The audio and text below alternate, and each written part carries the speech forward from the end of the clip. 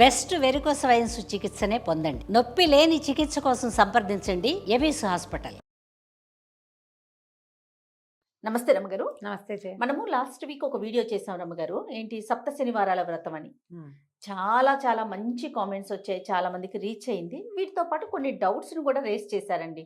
వాటిని మీ ముందు పెడతాను. మాక్సిమం ఎంతవరకు మనం చెప్పగలిగితే, అంటే అందరికీ సంబంధించినవి ఖచ్చితంగా తెలుసుకోవాల్సిన డౌట్స్ ఏమైనా ఉంటే కనుక వాటిని మాట్లాడుకుందామండి.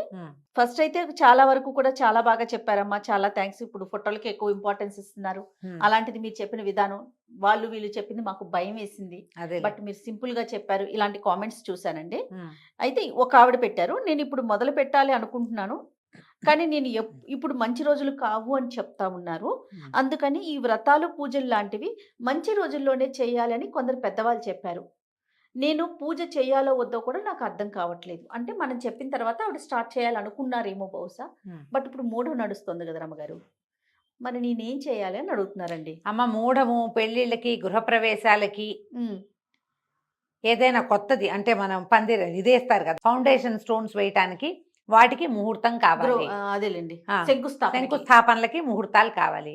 మీరు పూజకి ఏమీ తప్పు లేదమ్మా. ఎప్పుడు మొదలు పెడితే అప్పుడు శనివారం నాడు మొదలు పెట్టుకోండి. మరీ అమావాస్య అలా కాకుండా చూసుకోండి చాలు, ఏం పర్వాలేదమ్మా. ఇది పురాతనం నుంచి వచ్చిన నోము కాదు ఒకటి. తర్వాత ఏమో దీనికి ఇలాగే చేయాలన్న నియమం లేదు. 7 శనివారాలు మీరు పూజ చేసుకోదలుచుకున్నారు, రేపు శనివారం నాడు మొదలు పెట్టండి లక్షణంగా. మార్గశిర మాసం కదా, ఇప్పుడు మాసం లెక్క దీనికి. మార్గశిర మాసం మంచిది. శనివారం నాడు మీకు ద్వాదశి, మరి అంటే అమావాస్య అయితే కొంచెం ఇబ్బందిగా ఉంటుంది. అమావాస్య నాడు గబుక్కని మీరు సంకల్పం చెప్పుకుంటారు కదా, అమావాస్య తిథి నాడు మొదలు పెట్టడం ఎందుకు, శూన్య తిథులుగా చెప్తారు. అందుకని అలా కాకుండా శనివారం నాడు పాడ్యముగా పనికిరాదు, గుర్తుపెట్టుకోండి. విధియా తదియా పనికొస్తాయి. మళ్ళీ చవితి వదిలిపెట్టేసేయండి, పంచమి పనికి వస్తుంది, షష్ఠి వదిలిపెట్టేయండి, సప్తమి బాగుంటుంది, అష్టమి నవమి 2 వదిలేయండి, దశమి బాగుంటుంది, ఏకాదశి బాగుంటుంది. ఈ తిథులు పెట్టుకోండి. క్లియర్గా చెప్పాయి కదా, వెరీ క్లియర్. ఈ తిథుల్లో శనివారం వస్తే ఈ శనివారం కాకపోతే వచ్చే శనివారం వస్తుంది, మొదలు పెట్టేసుకుని చేసుకోవచ్చు. తుమ్మల వనజారెడ్డి గారు రమ్మగారు పేరు కూడా చెప్తా ఉన్నాను. అమ్మ, మీరు పూజ క్లియర్గా వీడియో చేసి పెట్టండి. ఇదే ప్రశ్న రమ్మగారు. చేసి పెడదాం, ఏముంది, ఎప్పుడో ఒకప్పుడు చేద్దాం. రేపే ఎల్లుండే చేయలేం, కానీ నీకు స్టూడియోలో కుదరాలి లేదా మా ఇంట్లో కుదరాలి. అవును, చెయ్యాలి. శనివారం పూజ చేసుకోవాలంటే ఏం చెయ్యాలి, రైట్, ఈసారి చేద్దాం నెక్స్ట్ టైం. అమ్మ, 7 పిండి దీపాలు వెలిగించాలా లేదా ఒక పిండి దీపం వెలిగించాలా చెప్పండి. మనం ఈ పిండి దీపం గురించే మాట్లాడా. పిండి దీపం అంటే ఒట్టిగా బియ్య పిండితోటి దీపం చెయ్యం మనం.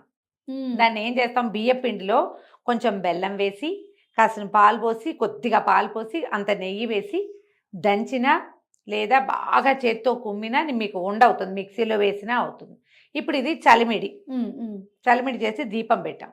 మీరు 7 దీపాలు పెడితే ఈ చలిమిడిని ఏం చేస్తారు, మీరు ఆలోచించాలి కదా. వినిమయం చెయ్యాలి. ఎలాగా, ప్రసాదంగా తీసుకోవాలి.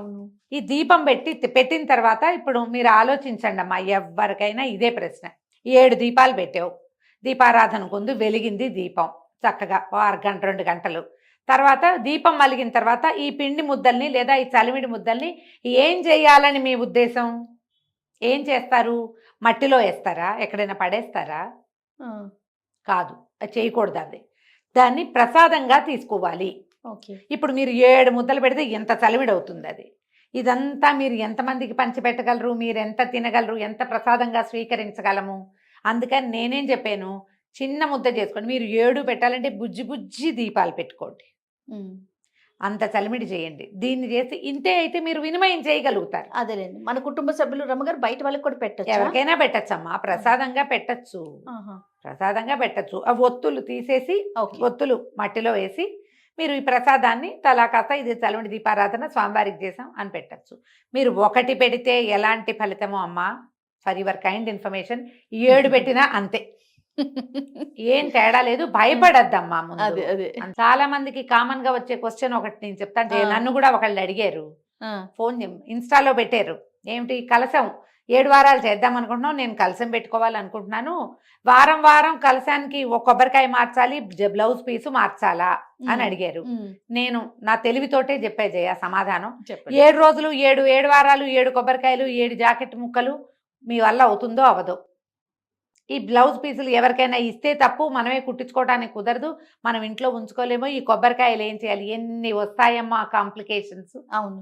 అందుకని కలశం లేపైనా పర్వాలేదని చెప్పా. మీరు కలశమే పెట్టుకోదలిస్తే ఈ వారం చక్కగా చెంబు నిండా నీళ్లు పోసో, బియ్యం పోసో, నవధాన్యాలు పోసో, పైన ఒక కొబ్బరికాయ ఒక రవికల బట్ట పెడతారు, స్వామివారిని భావిస్తారు. సాయంకాలం అయ్యాక దేవుడిని కదిపేస్తారు కదా, రేపు పొద్దున్నే చక్కగా జాకెట్ ముక్క కొబ్బరికాయ తీసి పైన పెట్టుకోండి, ఎక్కడ పడితే అక్కడ పెట్టకుండా. అందులో నీళ్లు కనుక పోసుంటే మొక్కల్లో పోసేయండి, బియ్యం పోస్తే శుభ్రంగా అన్నం వండుకుని తినేయండి, ఏం పర్వాలేదు. చెంబుని బాగా తోముకోండి. మళ్ళీ శనివారం నాడు అదే చెంబులో మళ్ళీ నీళ్ళో బియ్యమో మీ శక్తిని అనుసరించి, మీ అలవాటుని అనుసరించి పోసుకుని, మీరు పైన పెట్టారుగా జాకెట్ పీసు కొబ్బరికాయ, అది పెట్టేసుకోండి. 7 వారాలు ఒకే కొబ్బరికాయని కలశంగా పెట్టుకోవచ్చు, దానికి ఏ తప్పు లేదు. కాయ పాడైపోకుండా మాత్రమే చూసుకోండమ్మా. అందుకని మొత్తం ఇదంతా తీసేయకుండా బాగా ఎండింది, కొద్దిగా పీచు ఉన్నది మంచి కాయను చూసి తెచ్చుకోండి. ఒకవేళ ఈ ఫెటాల్ అది కూడా వచ్చింది ఇంకోటి, అమ్మ మధ్యలో కాయ పాడైపోతేనో అని, అప్పుడు దండం పెట్టి భగవంతుడికి సమర్పించేసి దాన్ని ఇంకో కాయ పెట్టుకుందాం. భగవంతుడు అంటే ఎక్కడో లేడమ్మా, భూమిలో కూడా ఉన్నాడు, ఎక్కడైనా సమర్పించి వదిలిపెట్టేసి అప్పుడు మళ్ళీ పెట్టుకోండి కొత్తది. లేదా మీరు 7 వారాలు వరుసగా చేసుకునేటట్టయితే ఆ కాయని ఉంచి పెట్టుకోవచ్చు, భయం లేదు, తప్పు కూడా లేదు. రమ్మగారు ఇంకొక కామెంట్ అండి, రవిపత్తి లక్ష్మి గారు, శివవ్రతం చేసేటప్పుడు అన్ని రోజులు ఈ వారం అంతా కూడా నేను నాన్ వెజ్ తినకుండా ఉండాలా? ఇప్పుడా ఈ శనివార వ్రతానికి అంటే అమ్మా అవి మీ మీ పద్ధతులను బట్టి ఉంటాయమ్మా. మీరు వెజిటేరియన్గా ఉంటాను అని దేవుడికి దండం పెట్టుకున్నారనుకోండి, 7 శనివారాలు అంటే కనీసం 7 ఏళ్ళు 49 7 54 ఉన్నాయి కదా అవునవును రోజులు. అంటే ఇంచుమించుగా ఒక 60 రోజులు, 2 నెలలు అనుకో కనీసం. 7 వారాలు అంటే 2 months కదా. ఈ 2 నెలలు మీరు వెజిటేరియన్గా ఉంటానని మీరు నియమం పెట్టుకుంటే లక్షణంగా ఉండండి. మీరు ఉండాల్సిందేనని నేనైతే చెప్పట్లేదు. కనీసం ఈ పూజ ఏ రోజున చేసుకుంటారో ఆ రోజు మీరే కాకుండా మీ ఇంటిల్లిపాది వెజిటేరియన్గా ఉంటే మంచిదని మాత్రం నేను చెప్తా. ఓకే, మీరు మీ ఇంట్లో వండద్దు, మీరు తినద్దు, మీ వాళ్ళు బయటికి వెళ్ళి తినడానికి ఒప్పుకోవద్దు. ఎందుకంటే మీరు ఇలాంటివి ఏవైనా చేసేటప్పుడు అమ్మ అన్నం కూర మన కోసం మనం తింటాం, నీకేదో పులిహార తినాలనుంది చిటుకుని చేసుకుని తింటాం నీ పొట్టకి. కానీ పూజ నీకు ఒక్కదాని కోసం చేసుకుంటావా అమ్మ? ఎప్పుడైనా సభ్యులందరూ కాదు, ఫ్యామిలీ కోసం చేస్తాం. చేసేటప్పుడు మీరు ఫ్యామిలీ కోసం మీరు పూజ చేస్తుంటే మీరు ఒక నియమం పెట్టుకుంటే మీ ఫ్యామిలీ మీ నియమాన్ని ఎందుకు గౌరవించదో అడగండి. మీరు గౌరవించి తీరాలి కదా. ఈ ఒక్క నియమం పెట్టుకోండి, శనివారం నేను పూజ చేసుకుంటున్నాను కాబట్టి నేను వండను, నేను తిన్ను, మీరు కూడా బయటకు వెళ్ళి కూడా తినద్దు, సాటర్డే అర్ధరాత్రి అయ్యాక తింటామని పిచ్చి వేషాలు వేయద్దు. రైట్, ఆదివారం నాడు ఏదో చేసుకోండి, సోమవారం నాడు. కానీ ఈ ఒక్క ప్రత్యేకమైన రోజున అర్ధరాత్రి దాటటము అలాంటి నియమాలు కూడా ఉండవు, తెల్లవారితేనే మన రోజు. ఇది పెట్టండి చాలు. రైట్ రమ్మగారు ఇంకొక క్వశ్చన్ అండి, ఇంకొక మెసేజ్. వెంకటేశ్వరునికి గురువారం ఇష్టం అంటారు కదా, మరి గురువారం చేసుకోవచ్చా అమ్మా అని ఒక ఆవిడ క్వశ్చన్ అడుగుతాం. అంటే ఎవరంటారో తెలుగు రాష్ట్రాల్లో వెంకటేశ్వర స్వామిది శనివారం అనే చెప్పుకుంటాం మనం, వాళ్ళ ఊళ్ళలో గురువారం ఇష్టం అని ఏమైనా చెప్పుకుంటారేమో. గురు కాదు కానీ బుధవారం వెంకటేశ్వర వారంగా చెప్తారమ్మా. జ్యోతిష్యంలో ఈ బుధగ్రహానికి ఏవైనా సమస్యలుంటే వెంకటేశ్వర స్వామి దేవస్థానానికి వెళ్ళి బుధవారం నాడు స్వామికి ప్రదక్షిణ చేయండి అని చెప్తారు. బుధ గురు అయితే గ్యారంటీగా కాదమ్మా. ఇది సప్త శనివార వ్రతం అంటే శనివారమే కదమ్మా, గురువారం చేసుకోవచ్చు అంటే ఏమి ప్రశ్నమ్మా, ఆలోచించండి. రైట్, ఇంకొక క్వశ్చన్ అండి, ముందుగా వినాయకుని పూజ చేశాక తర్వాత వెంకటేశ్వర స్వామికి పూజ చేయాలా? మనం ఏ పూజ చేసుకున్నా రోజువారీ పూజలో కూడా మొదట చదవాల్సింది శుక్లాంబరధరం విష్ణుమే. మీరు వ్రతంగా 7 రోజులు చేసుకుంటామంటే, సింపుల్గా చేసుకుంటాము అంటే వెంకటేశ్వరుడివే స్తోత్రాలు చదువుకోండి. కాదు నేను చక్కగా కేశవాయ స్వాహ నారాయణ స్వాహ చెప్పుకుంటాను, సంకల్పం కూడా చెప్పుకుంటామంటే వినాయకుడికి ఏముందమ్మా, సింపుల్గా చేయండి. చిన్న పసుపు ముద్ద వినాయకుడు చేసుకోండి ఒకటి, లేదా మన ఇంట్లో ఒక వినాయకుడు ఉంటాడు, పంచోపచారాలు చేయండి వినాయకుడికి. చేసి ఒక బెల్లం ముక్క నివేదన చేసి, నాయన 7 శనివారాలు చేద్దాం అనుకున్నాను, ఇవాళ పూజ మొదలుపెట్టా, నువ్వు నిర్విఘ్నంగా పరిసమాప్తి చేయని ఆయనకు ఒక దండం పెట్టుకోండి అంతే. ప్రతి శనివారం నాడు ఆయనకు ఓ దండం పెట్టుకోవడం, ఒక బెల్లం ముక్క. ఎంత పూజ అది? వినాయకుడు గంట పూజ అడగడు, బంగారు కొండ ఆయన. 5 పంచోపచారాలు చేసి బెల్లం ముక్క నివేదన చేసి ఆయన పక్కకు పెట్టుకుని మీరు వెంకటేశ్వర స్వామి పూజ చేసుకోవచ్చు. చేయండి అమ్మా, అధికస్య అధికం ఫలం. మానేయాల్సిన పని లేదు. చెయ్యలేకపోతే ఊరుకోండి, కానీ చేయగలిగి ఉంటే చక్కగా వినాయక పూజ లేకపోయినా మీరు శుక్లాంబరధరం చదువుకోవాల్సిందే, అంతే. రైట్. ఇంకొక క్వశ్చన్ అండి, ఇంకొక కామెంట్. అమ్మ, పూజ రూమ్లో కూడా వెంకటేశ్వర స్వామిని పెట్టుకొని వ్రతం చెయ్యొచ్చు కదమ్మా? ఎక్కడైనా చేసుకోవచ్చు, పూజ రూమ్లోనే. మరి ఎక్కడ చేసుకోమన్నాను నేను? ఓకే రమ్మగారు. మీకు ఆల్రెడీ పూజా మందిరంలో ఒక వెంకటేశ్వర స్వామి ఉంటే ఆయనే ఆ పటం శుభ్రంగా తుడిచి చక్కగా గంధం బొట్టు పెట్టి ఆయనకే షోడశోపచారాలు సమర్పించి స్తోత్రం చదువుకుని దీపం పెట్టి మీరు ఇంకేదైనా నివేదన చేస్తే అది కూడా నివేదన చేసి ఆయనకే చేసుకోవచ్చు. కొత్తగా ఇంకో వెంకటేశ్వరుని పెట్టవలసిన పని లేదు.